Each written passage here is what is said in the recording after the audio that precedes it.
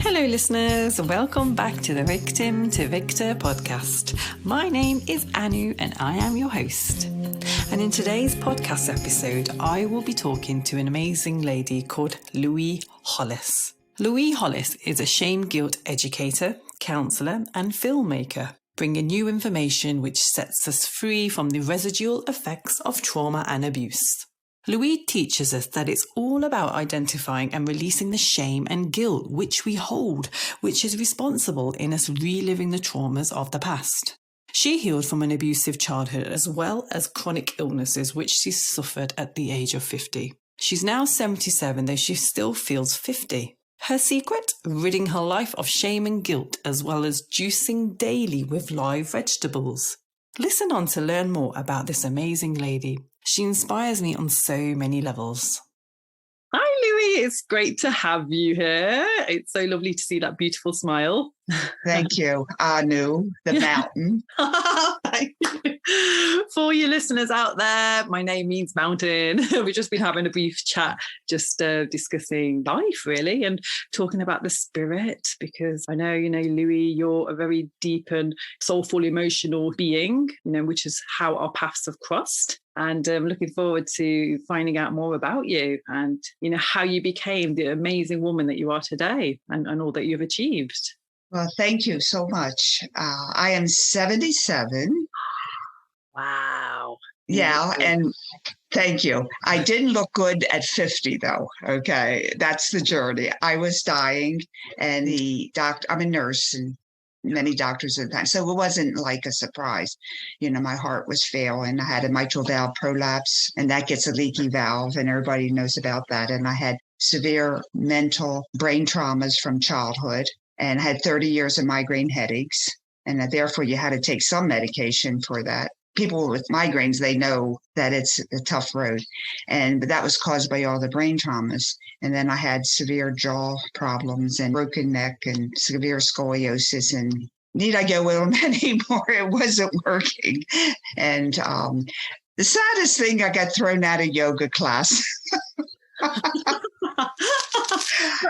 all the things I know it sounds awful, but to me it was so, because I finally moved to Sedona and I went, because I had a crooked body, I had scoliosis, broken neck and head traumas. You can't be walking straight, right? Yeah. And I said, I'll they had a yoga seminar for 2 days. And I said, that'll be great. I can do yoga and, start getting my body moving. But I have the indelible spirit that I'm not sick and I can do anything, right?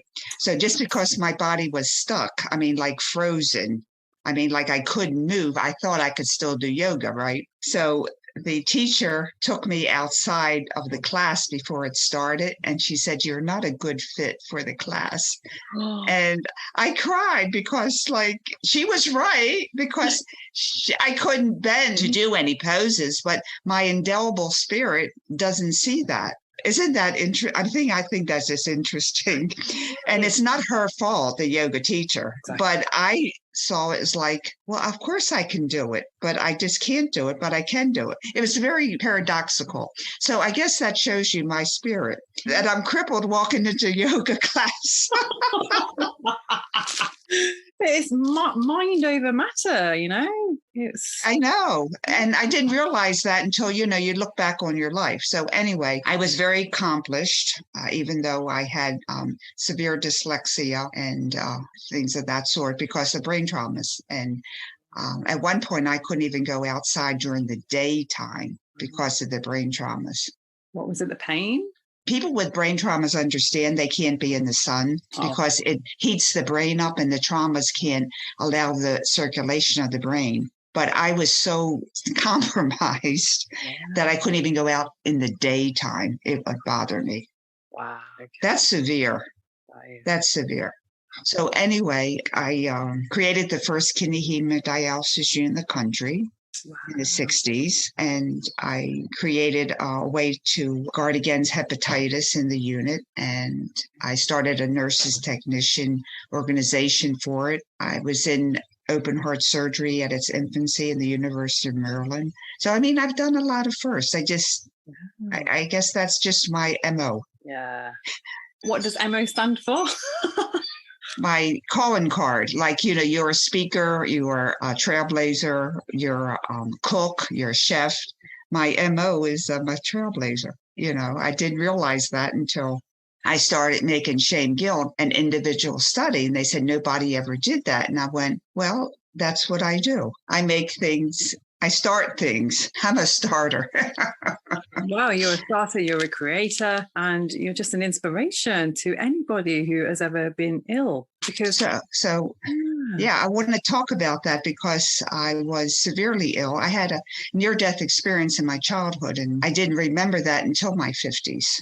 So to me, my spirit is everything. And I've always used to talk to God, and there was always a communication. So that's how I started making a film, because I could see things with the inner personalities when I was starting to heal. And I was given lectures and I was talking to people and I would say, well, that's how you talk to yourself. You see this inside yourself and you talk to yourself, etc. And people say, Lois, I do not know what you're talking about. And I go, what do you mean? They said, you say you see things. So I said, well, I really don't see them. I feel them. It's not like schizophrenia. I feel things. I just feel things. Yeah. And they said, I still can't understand you. So I said, I guess I have to make a film to show you what I do in the unconscious mind, not meditating. And so I did. So there's a film on my website, Out of Discord into Harmony, and it teaches people how to talk to depression, how to talk to anxiety. That all came about because I went to therapies, talk therapy, and it helped to a certain point because I was severely depressed. Well, with all the abuse, the shame and guilt piles up, and we need to relate that to someone else. I was even suicidal at one point because I was so downtrodden, even though I accomplished so much. But you know how it is. If you're 50 or so and you didn't do emotional healing work from an abusive childhood, you go straight down, and it's called trauma and trauma release. And everyone's into the trauma release because I tell you, everybody's had a trauma in their childhood. We live in this world. Everybody has PTSD. Just depends on how much degree it is. Yeah, that's just the story. So you'd have no guilt and shame about having PTSD because that's part of it. Because if your mother and father were perfect, your teacher at school was not perfect. So true. Oh my goodness, that is so true. Yeah. Or the priest at the church wasn't so good. I mean, or your girlfriend shamed you or the boyfriend shamed you. I mean, you get it. So it's just a given, not that it's normal. Yeah. No. It's just that we all have PTSD. Yeah. Okay. And we all have trauma and we need to get out of it, but we can. Okay. So I got very tired of talking to therapists about depression. No. It's like I would talk about it and then go back the next week and talk about anxiety, then talk about hurt, and then and I was getting nowhere very quickly. So I said, I'm going to talk to my emotions instead of talking to a therapist. That's a fantastic approach. Yeah, because and guess what? They talk to me.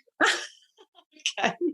Because, when you were going to the doctors, were they just prescribing you? No, they didn't give me any drugs because I wouldn't take anything. But I was severely depressed. I was depressed. There was no question about it. But I just talked about being depressed. And it was like, okay, I can go to my girlfriends and have a cup of tea and we can talk about depression. And it's just not working. And the more I went to therapy, the more I got depressed because I'm like, I must be so bad because I can't, It's a spiral of depression. Absolutely. Yeah. And I'm not saying that's bad because people need to have a vent, but it wasn't getting me healed. No. That's all. Like I went to first base in basketball or baseball, what do you ever call it? I got so far, but I wasn't getting any place. Okay. So I'm not saying that therapy is bad. I need to say that people need it, but it's not going to bring you to a healing place. No, it's true. And that's what we want. Yeah, we do. So ultimately. So I said, hi, depression. How are you? Oh, wow. So I would write it down on the paper. Hi, depression. How are you? And I would get words coming out and they would be talking to me. Wow. And so I would say, thank you so much for coming to talk to me. because depression is trying to get your attention, because that's why you're depressed. Duh. And I love how you're treating depression as this subject, this object which has come to haunt you, and you're not actually seeing it as you're seeing it as this entity who you need to get rid of. I love that approach. Not get rid of, make friends with. Even better. Basically, keep your enemies closer. Okay, we are a family of emotions. My depression was a 12-year-old stuck in time in 1960. It's the 2021. So I say, hi, depression. It's the year 2021. You don't have to hide anymore. I'm an adult. Beautiful. So we made a deal. We partnered. I can't say shut up to my depression. I say, thank you so much for coming to talk to me. Well, they can look at my DVD, Out of Discord into Harmony. And that show you how I talk to each one of my emotions. And I made kid actors. Okay. Oh, interesting. And they talk to me as little children. Wow. This is such a new approach to what we're so used to, the mainstream. Well, the mainstream is not used to this. However, there are some people that do sub-personality work. They say the younger self or the older self. That doesn't cut it. No. And I said, what is your name? And my depression said, Deborah. Wow. Okay. Whereas your real name's Louis, by the way, listeners, just to remind you. Yeah. And then my anger part was no name. Okay. I said, what is your name? Because when you give that, when they have a name, I didn't give them the name. They gave me their name. Okay. Right. Because that's narcissistic. Yeah, absolutely. Yeah. So they give me their name. Yeah. And they become real. They lose the shame, guilt, energy they have. Beautiful. Did you ever notice when people talk to you and they call you by name, you feel better? Yeah. Well, yeah, that's our identity, huh? Yeah. You look them in the eyes. Yeah. Hi, I see you. Absolutely. Then you become real. Yeah. So that I've done that within a person. And that helped me to heal, because when you heal inside, you heal outside. And then the 10-year-old depression energy is now inside of me. So that's how I got younger. Okay, that's why now you look amazing. And so it's all about narrative. It's about talking to your depression. Talking to your emotions. Your emotion may say, okay, so what I do is I make friends with my emotions. Mm-hmm. Why? Because they're the ones that carry the shame, guilt, energy. Okay. Now, can I sidestep a little and say why would we have the shame, guilt, energy? Please do. Yeah, this is okay. Yes. Okay. Now, this is a new approach, but it's the truth. Mm-hmm. It's the truth. Okay. We have love energy. And what does that do? Happy. Yeah. We have joy. Okay. We have confidence. Mm-hmm. We can climb the mountain. Yeah. Sure can. So the love energy has many emotions to it. Okay. It produces many emotions. Okay. Mm-hmm. Happiness, love, empathy, compassion. Yeah. So love energy produces many positive emotions. Yeah. Okay. Yeah, absolutely. Yeah. Okay. It's the number one need, isn't it? Yeah, love. We also have negative energy. Okay, yeah. Which produces many emotions. Counteracts. Okay. Same guilt is an energy that turns our positive emotions to negative ones. It turns compassion to depression. Yeah. So it turns passion to anger. Okay. It turns intuition to anxiety. Okay. So, hello. That's why talking about depression is not going to help, because you got to get rid of the shame, guilt energy that's causing the depression to happen. Wow. So talking therapy like we do, with person-centered counseling, It's good. It'll get you out of the dugout. You're not suicidal anymore. Yeah. Because you're expressing. But it's, yeah. And someone cares. No, it's definitely important, but it's like ground one. Okay. Yeah. That's a good start, but it's not going to bring you home. It really won't. Yeah. It won't, because you keep going in the mud. Yeah. We keep talking about the depression. We keep talking depression. I get phone calls. Can we just get rid of this depression? I don't want to manage it anymore. And I said, okay, you got to get rid of the shame, guilt. Then the depression will turn back to compassion. It's very simple. So, yeah, absolutely. So yeah, why? Well, shame, guilt is a negative energy. Now, what happens to your computer, Anu, when a virus energy comes into it? Whew, shuts it down. Yeah. And if it doesn't shut it down, it just acts wacko. Yeah. Yeah, absolutely. Yeah. And some of them can even destroy your Microsoft's files and everything. Oh, goodness. Yeah. Right? I mean, thank God for, the cloud, because I have a Mac. So thank God for the cloud. Yeah. But I mean, before that, it would destroy your operating system and everything. Yeah, absolutely. All our documents. Yeah, that's true. Okay. We as a human are crystalline, and we are a computer too. We have the meridian lines. Yeah. We are energy. Yeah. We are spirit. So what does the negative, distortive, dangerous energy do to us? Yeah. It distorts us. It turns our positive emotions to negative ones. It turns our mind into confusion. Do you ever get confused? And if you say, oh, it's shame, guilt, it's not confusion, then you can get out of it. Do you see where I'm going with this? If you don't name your enemy, you have to name it and learn about it, you'll never get rid of it. No. But our culture has said, oh, yeah, so true. Yeah, it's about acknowledging it and owning it. Yeah. No, we never own shame, guilt. We don't own it. It's not of us. It's not of humanity. Okay. It's an outside negative energy. That doesn't belong to us. It's a visitor then? No, it's a hacker. Oh.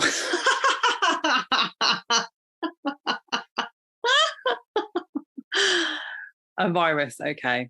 A virus, yeah. Whatever you want to call it, but it's not of humanity. Just okay, yeah. No, we don't own it. We don't own it. Mm-hmm. It is not of us. God did not give it to us. No. And what God gives us, anyway, that's another long story. That's very philosophical. Yeah. But shame, guilt energy doesn't belong to us. Love energy belongs to us. We are loving, beautiful humans. Yeah. We are loving, beautiful humans. Yeah. But shame, guilt energy has been put upon us. Okay. And I am revealing that. That's amazing. Yeah. I just wanted to ask how you came about all of this, and, what was it from your childhood or from your adulthood which, led you along this amazing journey? Well, I have a sense of self-healing. Okay. Like, I always wondered why I had severe dyslexia and how did I get out of that? Because the most important thing I received was a letter from the University of Pennsylvania, Ivy League school here in the United States. I got accepted and I was called stupid because I couldn't read. Okay. But I could read eventually. Now, how did that happen? That's really strange because, you have to do certain exercises and certain therapies and people, can work with their dyslexia. Well, I had the innate desire to tap dance. I mean, that's all I ever wanted to do in life. So at the age of, I have no idea, 6, 7, I tap dance. And I danced all the way through high school. Oh, beautiful. And I think that that's what helped the right-left brain communication because of the ballet and the tap dancing movements within our body. And I guess that's why I wanted to go to yoga, because I knew that dancing and movement was very healing. But at that point, my body was stuck, from being so crippled for 50, 60 years, the body just clumps together. Yeah. So I had to find a healer that helped me to have physical movement again. Okay. Anyway, how did we get off on that one? I was interested to understand more about your history as to, so I think that I had a self-healing mechanism within me. Yeah. And then organically, I could feel the shame, guilt energy happening. Okay. And I named it. And once I did that, and actually my inner personality emotions actually taught me about that, because the inner critic, who we also make friends with, is the shame guilt producer. Okay. So we had to make friends. And I said, halt the shame guilt. I'm an adult now. You don't need to give me bad thoughts, bad feelings. Mm-hmm. I can take care of myself. Can you come to 2021 instead of being in 1960? Yeah. So once he stopped doing the shame guilt, then that's how I healed. And then people saw me healing and they said, Lois, can we do what you're doing? Okay. Because you changed so much. And I said, I'm only talking to myself. So I'll teach you how to talk to yourself. Okay. And then they had the same results. They all got healthy quickly. Wow. And then they said, Lois, you should charge for this. And I said, charge for what? I'm only helping people talk to themselves.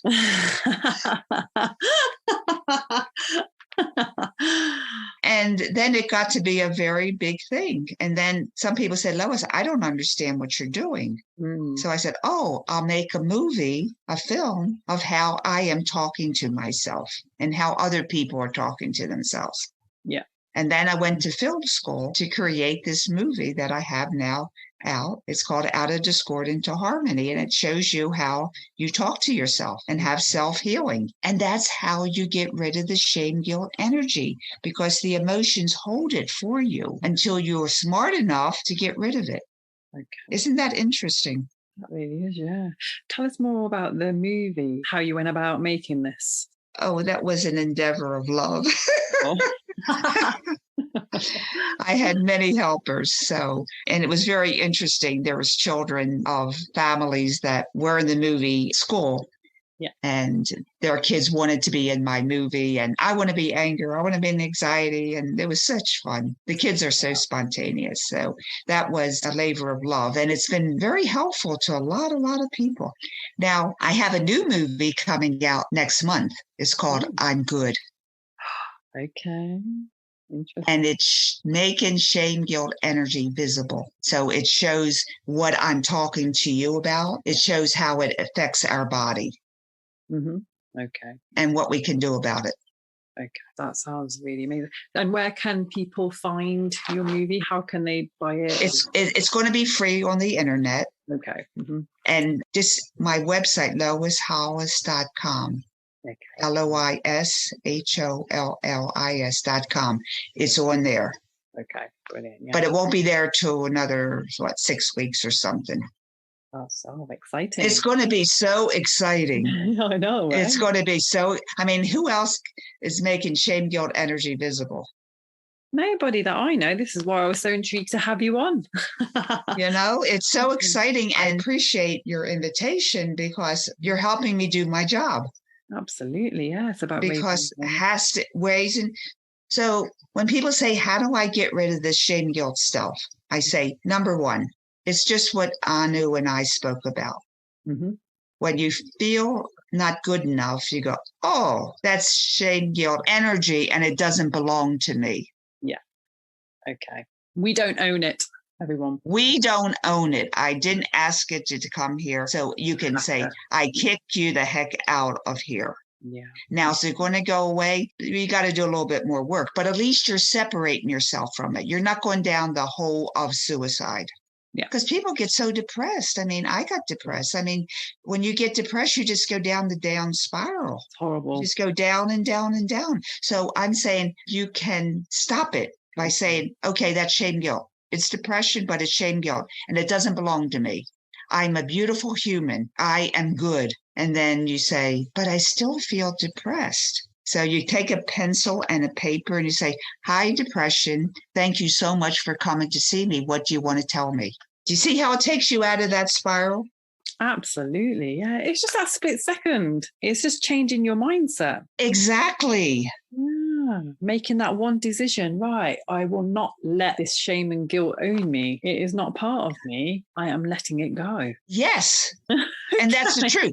Yeah. Now, shame guilt energy only has one defect. Tell me. It dissolves in detection. Oh, okay. That's why the culture has kept it a secret. Right. And that's why Lois Howes is exposing it. I know, because you also helped holistic way of living save your daughter's life. Tell us about your daughter. Oh, well, she had scoliosis, was in the family, and my mother was severely crippled with it. And being the medical person I am, the doctor wouldn't put rods in her back, surgery. Okay. That's kind of like the normal way. And I went, Wow. oh my God, as a nurse, I've seen children be crippled in their teens from these rods in their back. And they said, well, we'll put a rod in her back and then she'll be in a body cast for 6 months. And I went, oh my God, you can't do that to my daughter, because I knew it was wrong, but I didn't know what else to do. Well, they said, well, we can do an x-ray for her. And I said, okay, I'll go down to the x-ray department and get an x-ray. And they says, oh, we can't do this now. And I went, why? They said, we need a full body x-ray and it'll take about 3 hours. So I said, you're going to irradiate my 12-year-old daughter for 3 hours?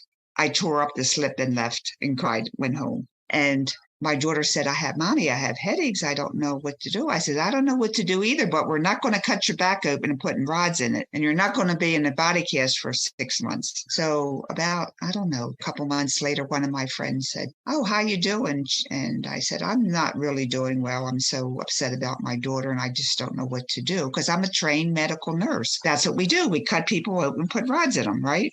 Yeah. She said, why don't you go to this person who's a chiropractor? And I said, what is that? I mean, I'm medical, 1950, 1960, And I said, but I don't know what else to do. So I said, okay, I'll try. So I went to see a chiropractor. And she was a lovely woman. And she was training to be a neurosurgeon, but she had scoliosis too. And she had a chiropractor that repaired her back after 1 or 2 sessions. And she quit medicine and she went to be a chiropractor. And within 2 visits, my daughter's back was straight and no problem. What a miracle. But it's the way of healing naturally. Now, not all chiropractors are great. I'll tell you that much right now. But there are some that do exceptionally beautiful work. Yeah. And I was fortunate to have that person, a healer chiropractor in my life, because I healed my heart disease. I healed my broken jaws, all the brain traumas, all the broken ribs. Everything has been healed. You did it all yourself. You did it. Well, you have to do the emotional work, but you got to have a support system for the physical as well. So that's how I totally got into holistic health because, the other way didn't work. No, but you also discovered faith. So do you want to explore on that? Well, it was very interesting because they said you can't live any longer. And I was in my 50s. And I said, well, you're probably right because I can't. Leaky valve and liver problems and all the other problems. But it was strange feeling because I didn't feel to die. I don't know how to explain it. But like they were talking to me and it was like they were talking words, but the words didn't hit me. If the words didn't go in, does that make it? I don't know how that makes any sense. And I just said, God just showed me the way. One of my friends invited me to visit her in Sedona, and that's where I met the healer that helped me to heal. And I moved from the East Coast to the West Coast to be with him. Oh, so that's where you are today? No, I'm in, not in Sedona. I'm in North Carolina. I moved back because he moved back. Oh, okay. And we got married. What an amazing story. You married a healer. Oh, yeah.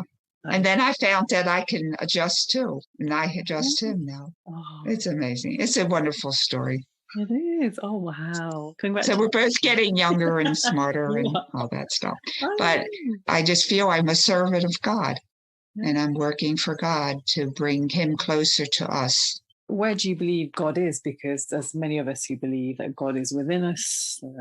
It's whatever you want to believe. There's another presence. I call it spirit. Some people call it Allah. It's just a belief that there is a spiritualness about us and we are spiritual. So whatever you want to call that spirit. But the problem is that the shame, guilt energy has disrupted the church, the religion. It's very shaming. So people are just like throwing God out the window because you go to church and you feel worse. But it's not God. It's the shame guilt energy that the priests are using. It's the shame guilt energy our culture is using. So we can't blame our parents, and we can't blame our culture, and we can't blame our cat or dog. We can't blame the government. We can only blame shame guilt energy for messing it up. Like your computer's good until it gets disrupted by a virus. So is it a hacker? Yeah. And we are good, but we got hacked by shame guilt energy. That's it. I was going to ask, what do you do daily now to continue yourself on your journey and to ensure that the shame and guilt don't enter you? Well, I do what I told you to do. Oh, I don't think I can get on that podcast. There's just a really big one or something like that. And I go, okay, I'm good. God gave me this job, and I wouldn't have the job if I couldn't do it. And then I go, hi, I'm Lois House. I could be on your podcast. Brilliant. You basically just go for it. Yeah, because you got to say no to the shame guilt energy. Okay, now I have done years of getting rid of the shame guilt energy that build up in me. And that's our problem. People say, oh, just be positive. Well, that helps, but everybody has shame guilt buildup. So I help people, like I help people talk to their depression, anxiety. I help people to find the shame guilt when they were 2 years old, when somebody wouldn't give them their lollipop, or when they were teenagers and somebody wouldn't date them. That energy of shame guilt is still there. So we have to go and get it, like surgery, and take it out and get rid of it. Then we are more freer to be positive. It's not such a hard thing to do. No. Absolutely. But I spent years doing that. And that's what I help my clients do. Not that it takes years anymore, because we're getting more and more used to it. We can get rid of the shame guilt that we have carried. Yeah, absolutely. Okay, because it builds up. It doesn't go off on its own just because you say goodbye. You have to go and fetch it and get rid of it. And do you do yoga? Do you practice any? I do a little bit of yoga, yeah, because I'm a dancer, Okay. and I love to walk. I don't go to the gym. I do more of the, dancing, walking thing. Everybody has their own way, but I kind of like feel the energy, like Qigong kind of thing. Oh, that's beautiful. And how about the diet? Because in the past, I've attended a lot of Tony Robbins seminars, and he really inspires us with alkalizing our systems, making sure that, that we try and neutralize the acid in our systems, because it's acid ultimately which causes diseases. What's your views on that? Or Okay, well, as you know, taking 30 years of pain pills is not good for your liver. Yeah. So 20 years ago, I was told that I should juice vegetables. Okay. And 20 years later, I still juice vegetables. Not juice vegetables with fruit. Yeah. Not good. I drink dandelion greens and carrots. Right. I get them from the farm, so I know they're organic and good. Yeah. So I still juice every morning. The vegetable juice, not fruit. Do not mix fruit and vegetables. It's bad. Tell us why. Okay, somehow the fruit and the vegetables interact inappropriately. They destroy each other. You can prove this yourself. Yep. Juice some strawberries and peaches and things of that sort and put it in a glass. And then independently juice dandelion greens and carrots, vegetables only. Put them together and you'll see them foam up. Yeah, they do. Yeah, absolutely. Yeah. And that's bad. You're not getting the nutrients. No. And it's interesting because all of these recipes that we see, they mix greens with like apple and, to sweeten it up. Exactly. Yeah. But you use carrots to sweeten it up. Yes. Yeah, it works. Okay. People have cured themselves from cancer with just juicing vegetables. Beautiful. Yeah. And now, if you keep juicing fruits, it's more dangerous because you're just getting sugar and sugar and sugar and sugar. Yeah, a lot of glucose. No, just juice vegetables only. And get rid of the pulp. Get rid of the pulp. Ah, yes. Yeah. So you basically want a juicer which just gives you the lean juice. And again, because a lot of people love to mix it in a mixer. To that. No. The fiber is dangerous. It's toxic. Oh, wow. That's interesting. So Yeah. people are doing themselves a big disservice when they put vegetables in like a Vitamix or something, just drink it. They're Yeah. drinking the fiber. You cannot drink the fiber. That's so interesting because the fiber. Okay, only the juice. But the fiber helps you to go toilet. You can use other fiber. Yeah. No, no, no, no, no. Do not juice the fiber. Do not eat the fiber. Do not make muffins out of the fiber. This is very interesting. Yeah. And people can email me and I can help them with the juicing. Okay. Juicing is critical to your health, but juicing vegetables because it's live enzymes. Yeah. And we don't have live enzymes in our diet. We don't, do we? Juice vegetables only in a juicer. Do not use an emulsifier. Do not use a blender. Use a juicer. Okay, that's interesting. Wow. And it will heal you. Do you have your own recipes as well? I just use dandelion greens and carrots. They're the highest. Dandelion greens are the most nutrient-dense vegetables. And don't put dandelion greens with spinach and all these other things. Your body can't absorb 4 or 5 nutrients. It does better when you just do 1 or 2. Right. Okay. Wow, that's really interesting. Because people don't know this. They really don't. Absolutely. It's very, very important. It got rid of my gray hair. I was going to say, yeah, and your skin just got pure skin. It's the juicing. It is. And how many do you have a day? Just 1, but when I was sick, I would juice 3 times a day because I was so sick. So sick. And I mean, when your liver's not working, you better start juicing. Yeah. Oh, no.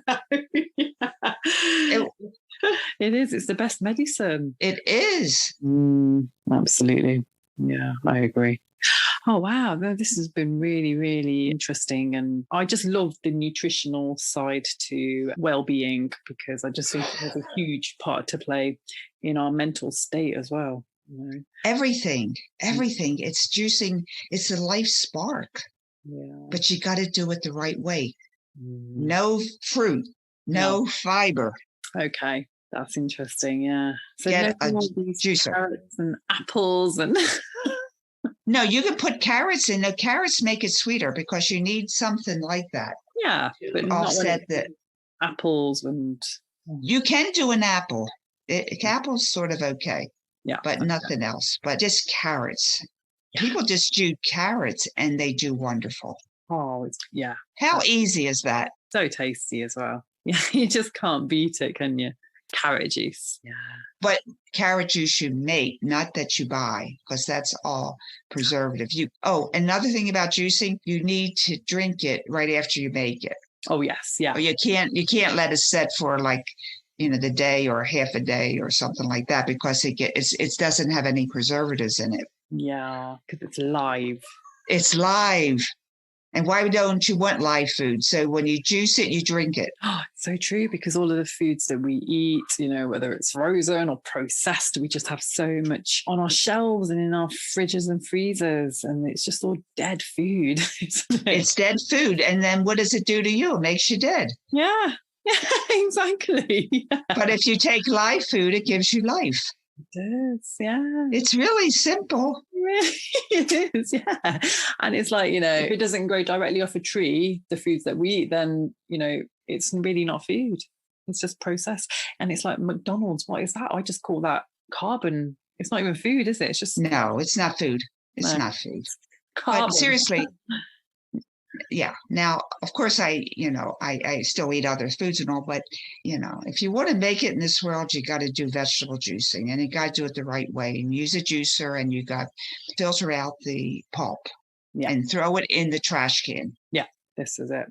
But I'm sure people don't eat the pulp, do they? Yes, they do. Oh, God, really? Yeah. That's why I'm making a big deal of this. Right. Okay. Oh, dear. I wonder where they got that from. From books, they say, use your pulp to make muffins. Oh. I did, and I threw up. And I went, I don't think that's right. And then I learned that I'm very, very sensitive. Yeah. No, it's toxins. It's the toxic part of the plant. I got to know that later on. Wow, that's interesting. And so you are 77, but how old do you feel? Probably 50. Wow. Whatever that is. But I feel healthier than I was at 50 because I was really not good at 50. So I don't know how I feel. I don't think about age. I just think about how can I get my message out and who can I talk to and what do I do? Oh, no, I think your message is very valuable and you can help millions of people. I already know it. And seriously, Anu, if you wanted to do another one just on the juicing and things like that, I would be willing to do that. That might be, listeners are interested in that. I would be very happy, and we could record it, and that would be good for people. Absolutely. So hear that, listeners. If you're interested in a juicing episode, then please do let me know by emailing me or just in my comments section, and we will do an episode on juicing, because we all know that we are what we put inside of our bodies. And if we're putting in dead food and drink inside our bodies, then we're going to be dead. It's as simple as that. Yeah. So, yeah, and a very important message. Yeah.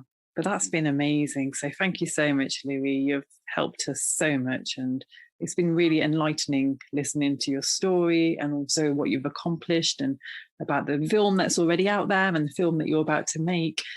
And if you want to share again how people can find you, how they can contact you, then please share with us.